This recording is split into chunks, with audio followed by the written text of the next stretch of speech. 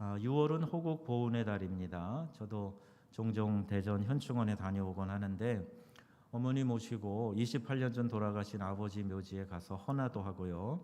또 현충일 당일에 보면은요, 당일날은 잘 못 가요. 한번 갔다가 아이고 얼마나 사람이 많은지 차 빠져나오는 데만도 막 1시간 이상 걸리고 그랬어요. 이렇게 수많은 인파가 이런 현충일 같은데 또 이렇게 국립묘지 참배하고 하는 걸 보면서 야, 이게 대한민국이지. 우리 한국 사람들이 정말 나라 사랑, 결의 사랑 하는 거, 야, 이거 정말 특별하다. 뜨거운 민족이다. 이런 생각을 하게 됩니다. 지난 주간에 우리 14일이 저희 교회 생일이지요. 우리 60주년 생일을 맞이했습니다. 생일이 있을 때마다 또 그 즈음에 6월 달 즈음에 교회가 이제 특별한 일들을 많이 했어요. 2018년 6월에는 이 창립주의를 축하하는 모든 행사들이 다 선교에 맞춰져 있었던 것 같아요. 그래서 농촌교회 목회자 초청, 또 카메룬의 앙드레 목사님 오셔서 우리 초청 집회도 했고, 필리핀 목회자들이 아주 많은 분들이 이렇게 오셨다. 광염교회 오셨다가 저희 교회 와가지고 또 이제 우리 미셔널 처치 강의도 제가 잠깐 했고, 그리고 우리 교회에 이렇게 탐방한 일이 있어요.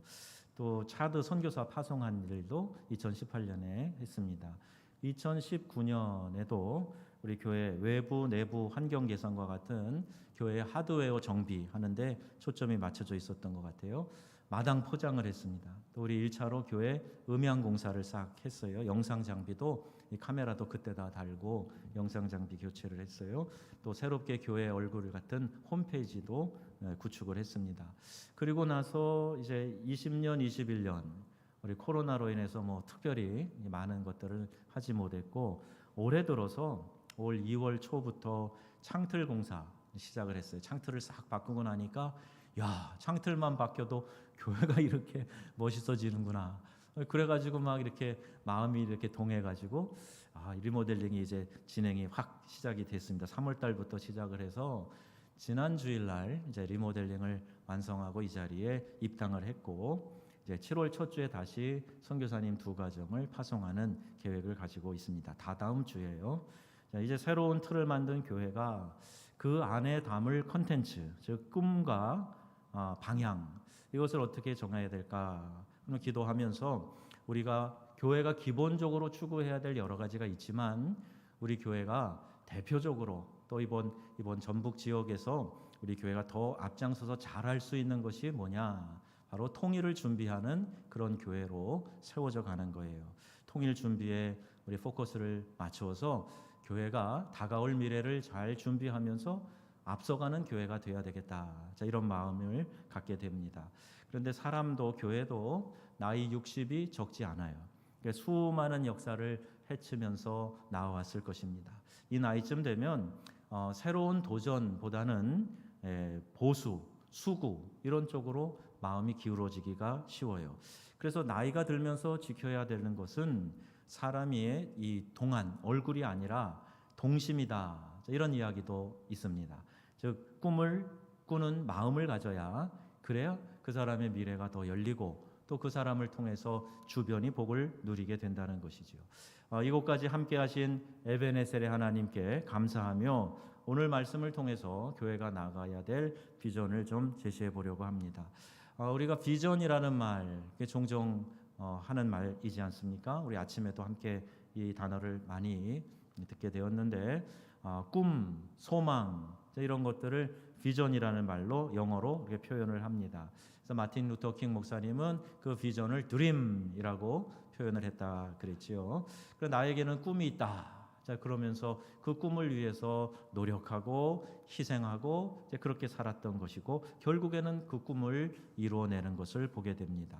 참 재미있는 것은 프랑스 말은요, 우리 눈의 이 시력을 라비지옹이라고 해요. 눈의 시력도 비전이에요. 그러니까 제가 나름 철학적인 해석을 하게 됐어요. 눈으로 보는 것이 결국에는 꿈이 되는구나. 그러니까 봤으니까 그것에 대해서 하고 싶은 마음이 드는 거예요. 해외여행을 하는 분들이 많이 있는데, 여행이 주는 여러 유익이 있지만 그 중에 가장 대표적인 것이 뭐냐면요, 보고 온 만큼 내가 그만큼 스케일이 커지는 거예요. 안 봤을 때는 모르는데 보고 나니까 야 이런 것도 있어, 야 이런 좋은 것도 있어라고 도전을 받으면서 내 사고가 열리고 그리고 폭이 그렇게 넓어질 수 있게 되기 때문에 여행은 참 유용한 면이 있습니다. 보는 것이 그냥 보는 것에 그치면 그런 효과는 없겠죠. 근데 보는 것이 꿈이 되고 그 꿈이 현실로 다가온다면 그것은 우리 안에 있는 놀라운 은혜이고 또 축복의 기회가 된다는 것이지요. 우리가 이제 아름다운 교회를 보고 또 리모델링한 교회에 있으면요, 지나다닐 때마다 야, 저 교회 외관이 바뀌었네. 요 가까이 상동에 있는 교회도 또 여기 쪽에 있는 교회도 껍데기만 이렇게 겉에만 이렇게 철판으로 이렇게 했는데 그때는 그게 얼마나 부러운지요.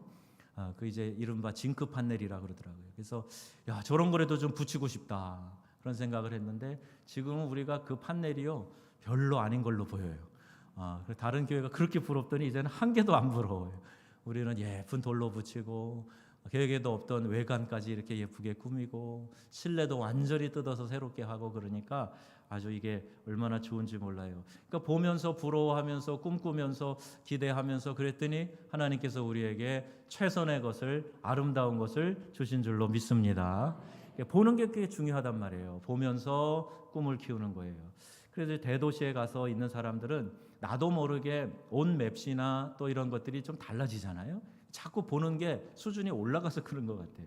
해외여행 하시는 분들은 또 거기에서 느끼면서 보면서 또 내 삶에 적용하면서 달라져가는 모습들을 보게 됩니다. 그런 의미에서 이 비전 트립이야말로 꿈을 담은 사람들이 그 꿈을 이루기를 염원하면서 한 발자국 한 발자국 걸음을 옮기는 꿈의 행진이다. 이렇게 말할 수 있습니다. 2017년에 저희 교회가 북중 접경 지역 비전 트립을 갔어요. 물론 그 어간에 그 이전에도 우리 이문경 집사님도 있는데 우리 학생들 몇 명하고 학생의 교사랑 해가지고 우리 청소년들이 우리 허리의 남단 이쪽 서쪽 끝에서부터 동쪽 끝에까지 이렇게 통일을 염원하면서 횡단한 일도 있어요. 그러니까 북중 접경 지역을 갔을 때는 동쪽에서 서쪽으로 중국 경계 그 선에서 이렇게 저희가 횡단을 하면서 그때 은평성결교회랑 숭실대학교와 함께 한 팀으로 참여를 했습니다. 북한과 중국 접경 지역을 동해와 맞닿는 두만강 끝자락에서 서해 압록강까지 끝자락까지 횡단하는 일정이었는데요. 우리가 밟고 지나가는 그 땅 구석구석이 자유롭게 북한으로 들어가는 관문이 되어지기를 바라는 마음을 가지고 의미 있는 기도의 행진, 기도의 걸음을 했던 것이지요. 이른바 꿈을 담은 사람들의 행진이 되었습니다. 인상적인 곳이 많이 있는데 방천 용호각에 갔을 때는 중국 땅에 들어가 있는 훈춘시와 또 북한의 나선시, 나선 특별시죠. 거기는 또 러시아 땅인 하산, 이 세 곳이 이렇게 모여 있는 지역이에요. 근데 거기가 이제 이 삼국 접경 지역이 발전하면 이곳에 선교센터를 지으면 좋겠다 하는 그런 꿈을 우리 몇몇 목사님들과 함께 이야기하면서 나누게 되었어요. 오늘 본문에 있는 말씀처럼 보라 내가 새 일을 행할 것이니 이제 나타낼 것이라. 이 말씀처럼 하나님께서 이루실 새 일은 어떤 위대한 일이 일어날지 모릅니다. 우리 지난주에도 오전에 이 말씀 본문으로 삼았더니 목사님 이 본문 또 중복된 거 아닌가요? 그래서 아니 이번 주에도 같은 본문이에요. 제가 이제 얘기를 했는데 이렇게 하나님이 우리에게 이루어 주실 일을 우리가 기대하면서 믿음의 눈으로 바라보게 될 때 하나님께서 우리 안에 우리가 알지 못하는 크고 놀라운 일들 새 일을 일으켜 주실 것을 저는 믿습니다. 그때의 감동이 생생해요. 간도 땅의 민족학교의 하나인 대성학교와 윤동주 선생님이 공부했다는 그 교실에 같이 앉아봤어요. 운동가들이 만났다는 장소, 일송정 푸른 소른 그 가사가 그 곡이 나왔던 그 장소에 가서 함께 섰을 때 참 감회가 있었습니다. 동풍 동산교회 가서 탈북 여성들의 애환을 들으며 아파했고 백두산 정상에 서서 맑은 천지를 내려보면서 감격의 눈물도 흘려봤습니다. 남북이 평화로운 통일을 맞이하게 된다면 그곳에 이미 통일을 준비하면서 세워진 신학교들이 있어요. 저희 가본 통북 신학교에 가보니까 중국말로 또는 북한에 들어가서 공부할 사역할 수 있는 그런 사역자들을 거기서 준비시키고 있더라고요. 이제 통일만 되면, 남북한 통일만 이루어지면 시베리아 횡단철도 9,600km 이어져서 이 대륙을 가로질러 가지고, 이전에는 그게 실크로드였잖아요. 무역의 길. 대륙을 가로질러서 유럽까지 이제 철길로 나갈 수 있어요. 우리 자전거 좋아하시는 분은 이 자전거 타고 이제 유럽까지 갈 수 있다. 통일만 되면. 이런 꿈을 꾸면서 기도하는 분들도 있어요. 히브리서 11장 1절에 말씀합니다. 함께 읽겠습니다. 믿음은 바라는 것들의 실상이요 보이지 않는 것들의 증거니. 아멘. 믿음은 우리가 바라는 것들의 실상이 된다. 지금은 볼 수 없지만, 보이지 않지만, 그러나 믿음으로 간구할 때 그 꿈을 하나님께서 배양하여 주시고 결국에는 그 꿈을 이루게 해 주신다. 성경은 말씀합니다. 우리가 함께 믿음의 눈으로 바라보면서 이 날이 오기를 기대하는 우리 명성의 가족들 다 되시기를 주님의 이름으로 축원합니다. 길은 처음부터 나는 것이 아니에요. 길은 처음부터 길이 아니었다. 어느 시인도 이렇게 이야기를 했습니다. 우리가 계속 관심을 가지고 왕래를 하면 거기가 굳어지면서 길이 되는 거죠. 지금도 북한은 핵무기 개발 전력하고 있어요. 여러 차례 핵실험과 미사일 발사 실험하다가 한동안에는 좀 이렇게 온화한 분위기가 있었죠. 평창 동계올림픽 참여하기 직전에 이런 화해의 무드가 조성이 됐었어요. 남북 정상이 4월 27일 그때 만나서 판문점에서 정상회담을 합니다. 아유, 서로 뭐 화기애애하게 웃고 악수하고 넘어오고 막 이러면서 9월 평양 공동선언까지 만들었어요. 그야말로 이제 통일의 급물살을 타는 것 아니냐 이렇게들 여겼었는데, 이러다가 이제 또 종전선언도 곧 나오겠다 그런 기대감도 있었는데, 그 이후에 싱가포르에서 북미 간 정상회담에 이어 두 번째 베트남 하노이에서 만난 회담이 결렬되죠. 그리고 이제 평화로웠던 분위기가 다시 또 싸늘하게 식어집니다. 그리고 냉랭해지게 되었어요.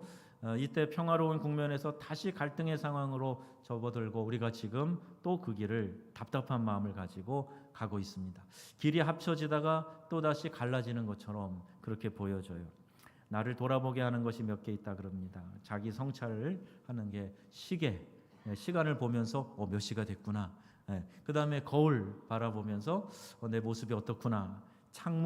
여러분이 창문이 별거 아닌 것 같지만 창을 통해서 바깥을 내다보기 때문에 이 창이 굉장히 중요한 거예요. 그런데 이것들은 다 벽에 있습니다. 벽이라는 막힌 것의 상징인 그 벽 너머를 바라볼 수 있는, 또 나를 성찰할 수 있는 상징인 이런 창이 있다는 거 의미가 있지 않겠습니까? 거울이 있다는 거, 시계가 있다는 거 의미가 있지 않습니까? 이런 때에 벽처럼 막혀있는 여러 가지 주변 정세 너머를 보는 마음의 창을 우리가 가져야 된다. 그리고 그 마음으로 바라보는 것이 필요하다. 아버지 하나님의 마음 있는 그곳에 내 마음도 있기를 원합니다. 이제 그렇게 찬양을 하는데, 정말 우리가 하나님의 마음을 구하고 하나님의 시선이 머무는 그곳에 내 시선도 두려고 하고 있는가? 이것을 한번 점검해 보자는 거예요. 하나님, 나 이거 좋아하니까요? 이거 기뻐하니까요? 내가 원하는 대로 해주셔야 됩니다. 안 그러면 저 삐칠 거예요. 이런 신앙의 자세, 어린아이 같은 그런 모습은 아닌가? 평화와 정의의 주권자이신 하나님께서 이 모든 과정을 인도해 가실다 하는 사실을 저희는 믿습니다. 인애와 진리가 같이 만나고 의와 화평이 서로 입맞추었으며, 시편 85편 말씀이죠. 우리는 이 말씀을 가슴에 두고 함께 기도하면서 통일로 가는 길로 나아가야 될 것입니다. 저는 사막이 있는 아프리카에도 살아봤고요. 영적으로 메마르고 건조한 땅인 유럽에서도 살아봤어요. 환경적인 사막도 있고 또는 영적인 사막도 있어요. 그래서인가 오늘 본문에 이 광야의 길을 낸다, 사막의 강을 낸다, 이런 말씀이 언제나 피부에 와 닿습니다. 전에 우리가 한번 같이 봤는데 BBC에서 만든 다큐 영상 가운데 사막 코끼리 영상이 있어요. 코끼리가 하루에 물을 70리터 이상은 마셔야 되는데, 그런데 사막에 있으니까 물을 못 마시는 거예요. 물이 없어요. 그러니까 그 자기 코로 그냥 막 사막 모래를 날리면서 그렇게 고통스러워하는 코끼리 모습인데, 얼마 있다가 저쪽에서 산 쪽에서 물이 한번 쫙 내리니까요, 비가 내리니까요, 이 물이 쫙 수로를 따라 쓸고 지나갑니다. 그러니까 완전히 퍼석퍼석한 모래강, 땅이 다 드러나 있는 그곳에, 물은 하나도 없던 그곳에 물줄기가 한번 싹 지나가고 나니까 푸릇푸릇한 이렇게 이파리가 나면서 생명이 그 물가로 다시 모이는 그런 모습이에요. 여러분, 이것을 보면서 우리의 영적인 상태가 이렇게 갑갑하고 정말 건조하고 답답하고 이런 상황이 된다고 할지라도 하나님 앞에서는 불가능이 없어요. 고사 직전에 있다고 할지라도, 고통의 외침이 있는 그 순간이라고 할지라도 하나님은 마치 비를 한번 쏟아부어서 단번에 해결하시듯이 우리에게 은혜의 단비를 부어주시고 우리 심령 가운데 단비를 내리셔서 이 기갈을 해결해 주실 줄로 믿습니다. 그래서 우리가 하나님 한 분을 의지하는 거예요. 여러 가지 상황 바라보면 도저히 풀릴 것 같지 않는 그런 문제 가운데에서도 하나님이 하시면 됩니다. 하나님이 이끌어 주시고 붙잡아 주시면 문제 없습니다. 자, 이런 믿음의 확신 말입니다. 남북한의 통일도 하나님이 하시면 됩니다. 눈앞에 당장 그려지는 그런 모습은 없어도 우리가 꿈을 꾸고 기도하면 하나님께서 이루어 가실 것이다 하는 확신을 하게 되는 거예요. 보라, 내가 새 일을 행하리니. 여러분, 이 말씀을 붙드시고 믿음으로 바라보시고 통일의 비전을 성숙하게 숙성시키시는 성도님들이 다 되시기를 축원합니다. 통일을 준비하는 길로 걸어가려면 무엇보다도 우리가 바라본 것을 마음에 담는 것이 중요해요. 갈렙은 나이 40에 그가 보고 온 땅을 85세가 된 그 나이에도 포기하지 않고 품고 있었던 겁니다. 갈렙이 12지파 정탐꾼 중에 한 명으로 가나안 땅을 가서 보고 왔잖아요. 탐지하고 왔잖아요. 자기의 눈에 담고 왔잖아요. 그러니까 그 땅은 하나님이 약속하신 땅이고 그 땅을 우리가 들어가서 정복할 땅입니다 하고 그 꿈을 포기하지 않았던 거예요. 그는 자기가 바라본 것을 마음에 담았습니다. 북쪽 헤브론 산지는 험한 지형과 또 강력한 거주민이 있었지만 그 땅을 믿음으로 바라봤어요. 갈렙의 고백처럼 그날에 여호와께서 말씀하신 그 산지를 내게 주소서. 이것이 산지가 됐던 평야가 됐던 척박한 곳이든 아니면 이미 준비가 다 되어 있는 곳이든 상관없습니다. 그날에 하나님이 약속하신 것을 우리에게 주실 것을 믿습니다. 이 고백을 하고 있는 거예요. 이제 우리도 눈으로 바라보고 마음으로 품고 그 꿈을 배양해야 됩니다. 어떻게 그 꿈을 키워갈 수 있을까요? 마음에 품고 숙성시키는 첫 번째 단계는 먼저 편견을 깨야 되는 거예요. 내 편견, 고정관념, 이것을 깨지 않으면 새로운 일을 시도할 수 없습니다. 어렵다, 안 된다, 해봤자 소용없다, 이런 부정적인 마음을 먼저 버려야 된다는 거예요. 안 된다는 편견이 꽉 자리 잡고 있으면 안 됩니다. 그 생각대로 안 되는 거예요. 그러니까 여러분, 새로운 일이 이루어질 것을 내가 믿습니다, 기대합니다, 소망합니다 하고 기대감을 가지고 바라봐야지. 안 된다 그러면 안 되는 겁니다. 이철한 작가시죠? 이분이 어린 시절을 회고하면서 들려준 이야기 중에 재밌는 게 있어요. 제가 이 이야기를 잊지 못하는데, 이 다 어려운 시절 아니었어요? 그러니까 크레파스마저도 한 사람 하나씩 이게 다 없었던 거예요.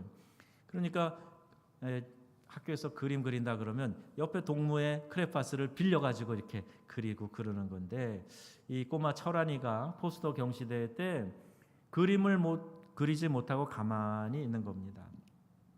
늘 빌려 쓰던 친구 크레파스를 빌릴 수 없었답니다. 왜냐하면 그날은 소방차를 그리는 날이라 모두가 다 빨간색을 가지고 소방차를 그리고 있었기 때문에 자기가 빌릴 것이 없었던 거예요. 근데 자기 친구도 크레파스가 없어요. 자기랑 똑같은 상황이에요. 소방차 그려야 되는데 못 그려요. 근데 이 친구가 어떻게 하는가 봤더니 까만색 크레파스를 탁 빌려가지고 자기 도화지에다가 까만색 소방차를 그리는 거예요. 그리고 그려놓고 거기다 뭐라고 썼는지 아세요? 소방차도 불에 탄다. 이렇게 썼다는 거예요. 까만색으로 그려놓고. 귀엽죠? 여러분, 뭔가 진정으로 하려고 하면은요, 길이 보입니다. 하나님께서 그 길을 열어주십니다. 우리의 믿음에 소망이 있는 줄로 믿습니다. 통일을 준비하는 구체적인 제안을 말씀을 드릴게요. 통일의 염원을 품고 살아가기 위한 구체적인 제안이 뭐냐? 여러분, 이 말씀은 남과 북의 통일만이 아니라 동과 서, 진보와 보수, 가족 갈등, 사회 계층의 갈등을 해결할 제안이 되기도 합니다. 여러분의 목사가 나름대로 여기 전문가예요. 제가 이걸로 논문을 써서 학위를 받았으니까 제가 하는 얘기가 뜬구름 잡는 얘기가 아니라 연구해서 여러분에게 드리는 얘기다 생각하셔서 귀를 쫑긋 하시고 잘 들으시기를 바라요. 자, 첫 번째가 뭐냐? 어떻게 해야 우리가 통일을 준비하는 구체적인 제안이 되겠느냐? 뭐라고 나와 있어요? 뒤에? 요셉의 용서와 포용을 배우자는 겁니다. 요셉은 형들에게 버림받은 아픔과 상처를 강한 긍정으로 녹여냅니다. 10대 어린 나이에요. 부모와 생이별을 합니다. 자기의 고륙 형제가 자기를 죽이려고 했어요. 구덩이에 넣었다가 노예로 팔아버렸어요. 여러분 같으면 어떻게 하시겠어요? 여러분 같으면 쿨하게 그럴 수도 있지. 그렇게 하시겠어요? 야, 이 마음에 받은 그 10대 소년의 상처가 이게 보통 큰 것이 아닐 텐데 종살이하는 이 서름을 하나님의 섭리로 해석을 합니다.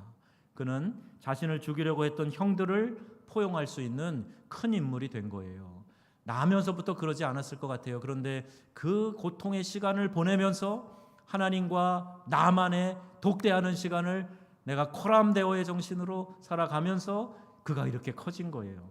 십자가 사랑은요, 제가 몇 번 말씀을 드렸어요. 피해자가 가해자를 용서하는 사랑이 십자가의 사랑이다. 16년 전 미국에서 연구교수로 안식년 보낼 때 그때 예일대학교 신과대학에서 제가 한 3과목 청강을 했습니다. 그때 강의하던 이 미라슬로브 볼프 교수의 강의를 몇 번 들은 일이 있는데 그분이 크로아티아 사람이에요. 세르비아 군인들에게 그 땅이 이 크로아티아 땅이 파괴당하고 유린당하고 불태워지고 이 조국의 아픔을 그는 철저하게 뼈저리게 경험을 했어요. 지금 우크라이나 전쟁 여기 영상에 매스컴에 나오는 거 보시면 참혹하잖아요. 근데 그 이상의 그 어려운 일을 자기 조국에서 경험을 한 겁니다. 그리고 하나님이 그리스도 안에서 우리를 끌어안으셨듯이 우리도 원수를 끌어안아야 된다. 그의 스승인 몰트만이 당신 세르비아 군인들을 사랑할 수 있겠소? 질문을 해요. 발표를 하고 나니까 그렇게 질문을 해요. 근데 그것을 진지하게 듣고 거기에 대한 자기의 신학적 소견을 이야기를 하는 겁니다. 그가 쓴 배제와 포용이라는 책에 가해자를 끌어안는 용서와 화해에 대한 그의 몸부림이 신학으로 잘 승화가 되어 있어요. 그는 이러한 용서와 화해의 신학을 십자가에서 가져옵니다. 여러분, 십자가는 우리가 찬양 가사로 또 우리의 복음의 중심으로 얼마나 자주 듣는 이야기예요. 그런데 이 십자가에 바로 예수 그리스도의 용서와 사랑의 정신이 있다는 것은 잘 생각하지 않는 거예요. 만약 그렇다면 우리가 용서와 사랑을 실천하는 일에 이렇게 소극적일 수가 있겠습니까? 성경 전체의 주제가 십자가와 하나님 나라예요. 우리가 믿는 신앙의 핵심이 십자가와 하나님 나라입니다. 우리는 하나님을 믿기 때문에 그분의 말씀인 성경을 삶의 지침서로 삼고 살아가는 이른바 크리스천들입니다. 그렇다면 십자가 정신으로 원수까지도 포용해야 하는데 가까운 내 이웃, 가까운 가족까지 포용하지 못하는 일은 우리가 예수 믿는 십자가 정신 전혀 실천하지 않는 거예요. 제가 가까이에서 봤던 늘 복음 이야기했던 그분은 복음대로 살지 않았어요. 왜? 복음이 용서와 화해인데 복음대로 살지 않으면서 복음이 있다 없다 이야기하는 어리석은 말을 했던 겁니다. 오늘 우리 사회는 이런저런 정당성을 내세워서 내가 싫은 사람을 배제시키는 구조를 만들어 놓았어요. 세상이 그렇습니다. 철저한 배제 시스템에서 생기는 갈등과 분열은 피할 수 없는 부산물이 되었어요. 그렇기 때문에 우리는 그리스도의 사랑으로 우리의 형제를 용서하고 끌어안는 포용을 할 수 있어야 돼요. 이게 세상과 다른 그리스도인의 모습을 보여주면서 세상을 변화시키는 놀랍고 위대한 방법이 되는 것입니다. 자, 첫 번째는 그래서 우리가 요셉의 용서와 포용을 배워야 된다 말씀했어요. 두 번째는 뭡니까? 기도하는 한 사람이 되자는 거예요. 자, 과거 동독 땅이었던 라이프치 한복판에 성 니콜라이 교회가 있습니다. 아주 추운 겨울에 미국 베델교회 지금 얼마 전 돌아가셨는데 손인식 목사님과 함께 유럽 목회자들이 여기 모인 적이 있어요. 이곳에서 1982년부터 매주 월요일 오후 5시마다 평화 기도회가 열렸습니다. 평화기도회를 찾아오는 방문객들은 교회 입구에 기도 제목을 적어놓은 이런 노란색 종이와 촛불을 하나씩 놓았어요. 그러던 중에 1989년 9월 4일 사람들은 평화기도회를 마쳤는데 교회를 떠나지 않고 교회 앞 광장에 모여서 두런두런 이야기도 하면서 이렇게 모이기를 시작했어요. 라이프치 중심부의 이제 이 성 니콜라이 교회에서 시작된 이 평화 기도회가 당시에 교파를 초월해서 종교 인사들, 제야 인사와 국민들이 함께 이루어낸 민주주의 운동의 시발점이 된 겁니다. 여러분 우리가 광화문 촛불 시위 이야기도 하는데 아마 그 오랜 전신이 이런 모습일 거예요.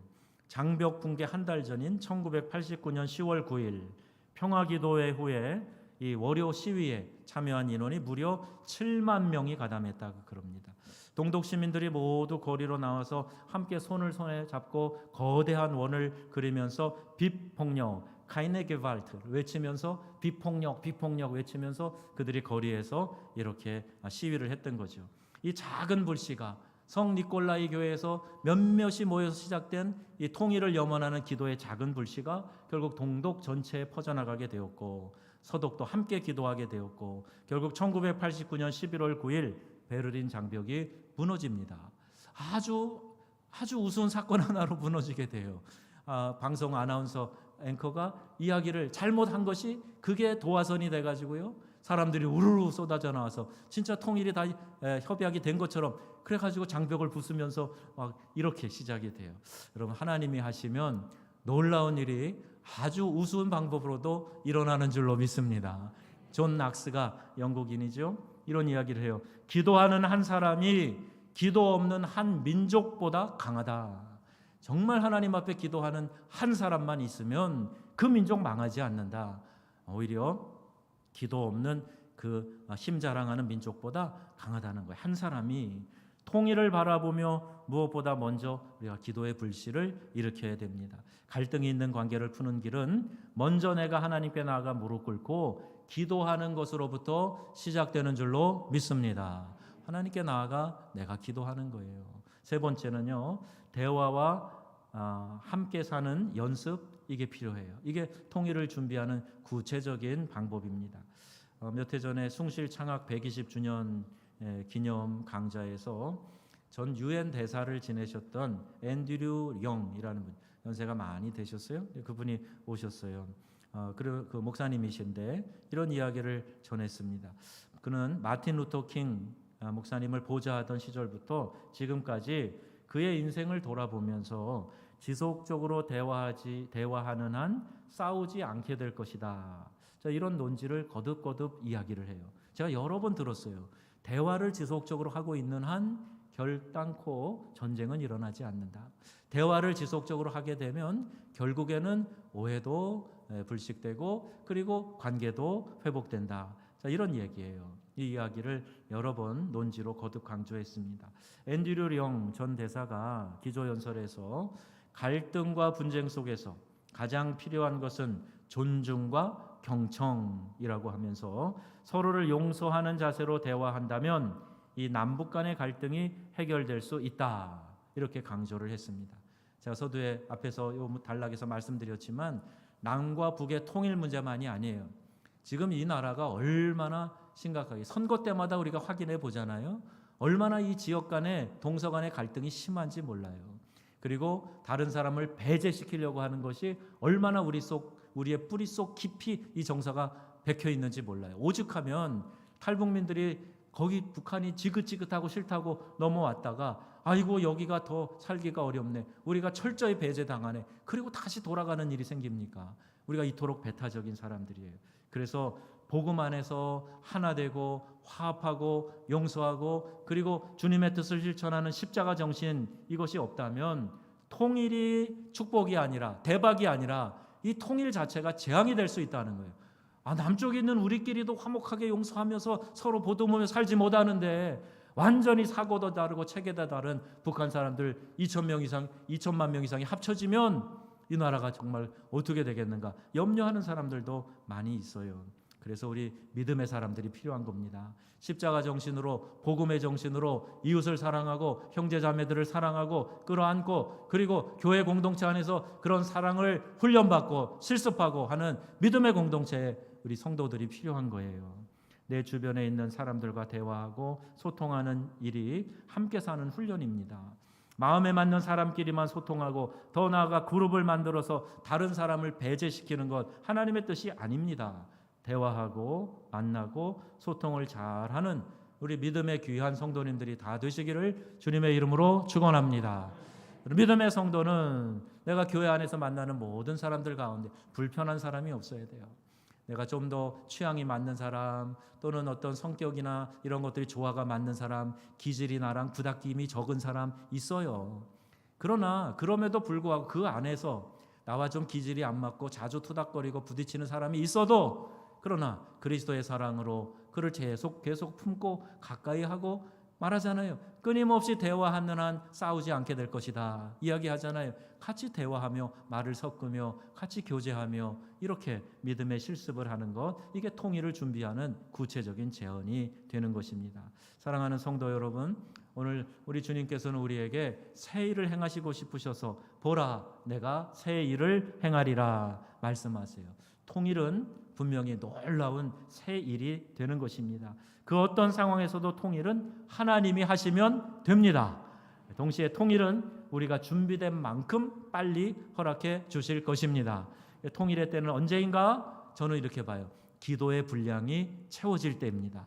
우리가 더불어 살면서 함께 사는 것이 자연스러워질 때, 그때 믿음과 갈등을 넘어 용서하며 포용하는 마음으로 대할 때 우리에게 통일은 현실의 문제로 다가오게 될 것입니다. 에베소서 2장 10절 말씀이에요. 거기 이렇게 기록되어 있죠. 만물이 다 그리스도 안에서 통일되게 하려 하심이라. 여기 통일이라는 말이 나와요. 우리가 하나님께서 이 모든 만물을 통일되게 하려 하신다 하는 이 원리를 깨달아야 합니다. 그리고 이 말씀을 우리의 삶에 적용하고 실천해야 됩니다. 이것이 하나님의 뜻이다 하는 것을 알아서 하나님의 뜻인 통일을 이루기 위해 그곳을 바라보며 꿈을 키우고 남과 북이 하나 되어 평화와 정의의 주권자 되신 하나님 앞으로 함께 행진해 나아가야 할 것입니다. 동시에 성령이 하나 되게 하신 것, 한 공동체로 묶어주신 것 힘써 지켜 나간다면 내 삶의 자리에서 상처받고 갈라지고 깨진 이웃과의 관계가 회복되고 치유될 줄로 믿습니다.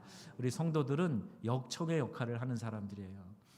그래서 갈라진 틈을 역청으로 메워서 그 틈으로 물이 새들어 오지 않도록 갈대 상자에 역청을 바르는 것처럼 그 역할을 해주는 사람이 우리 크리스찬들이에요. 그래서 여러분 이 마음을 가지고 나가보세요. 하나님이 얼마나 기뻐하시고 얼마나 그분의 삶을 축복하시는가 여러분이 목도하시게 될 겁니다. 한번 이렇게 보세요. 몇 년만이라도 여러분 한번 이렇게 바라보세요. 누군가가 사람들을 모아주고 협력하게 해주고 상처받은 사람을 보듬어주고 격려해주고 그런 사람의 삶을 보세요. 그 사람들은 분명히 하나님 주시는 은총 가운데 복 가운데 거하는 것을 여러분 발견하시게 될 겁니다. 그런데 누군가가 자꾸 사람들의 마음을 갈라놓고 편을 만들고 그리고 그 사이에 상처를 주고 그런 사람들의 삶을 보세요. 그 삶이 퍽퍽한 삶을 살 수밖에 없는 거예요. 하나님이 기뻐하시지 않기 때문입니다. 여러분 이 시대에 상처가 많아요. 그러나 우리 믿음의 사람들이 믿음의 눈으로 바라보면서 하나님이 주신 이 십자가 정신, 우리 안에서 화목과 회복과 통일을 이루시는 우리 하나님의 마음, 이 마음을 담고 살아가면 하나님이 기뻐하시고 반드시 복 주실 줄 믿습니다. 하나님의 이름을 함께 찬양하는 그날을 위해 기도하며 바라보며 마음에 담으며 함께 사는 일에 관심과 노력을 가지고 통일을 준비해 나가는 사랑하는 우리 명성의 가족들, 복된 성도님들 다 되시기를 우리 주 예수님의 이름으로 축원합니다. 아멘. 기도